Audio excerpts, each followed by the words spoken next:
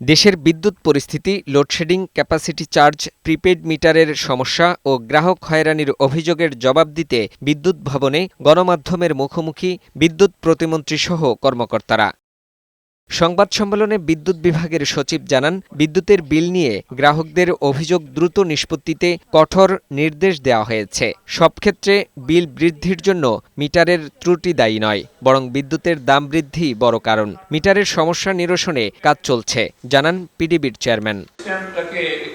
যেটা পিসিসিবি ইমপ্রুভ করতেছে, এটা করলে দেখবেন যে আপনারা যে কোনো পরিবেশেই আপনারা আপনাদের চাহিদা মতো বিদ্যুৎ পাবেন। প্রিপেইড গ্রাহকদের ক্ষেত্রে মাসের শেষ ভাগে বিদ্যুৎ ব্যবহারের পরিমাণ বাড়ার সাথে সাথে অনেকেই সর্বোচ্চ ট্যারিফ স্ল্যাবে পৌঁছে যান। সেটিও বিদ্যুতের ব্যবহার এবং মূল্য বৃদ্ধির একটি কারণ। বিদ্যুৎ, জ্বালানি ও খনিজ সম্পদ প্রতিমন্ত্রী জানান, ফ্যাসিস্ট সরকারের ভুল নীতির মাশুল দিতে হচ্ছে বর্তমান সরকারকে। আমরা খুব সুস্পষ্টভাবে আমাদের পরিকল্পনাটা হচ্ছে, আমরা বিদ্যুৎ উৎপাদনের ক্ষেত্রে আমরা স্বাবলম্বী হতে চাই, পরনির্ভরতা কমাতে চাই এবং আমরা রিনিউয়েবল এনার্জিতে ফোকাস করছি।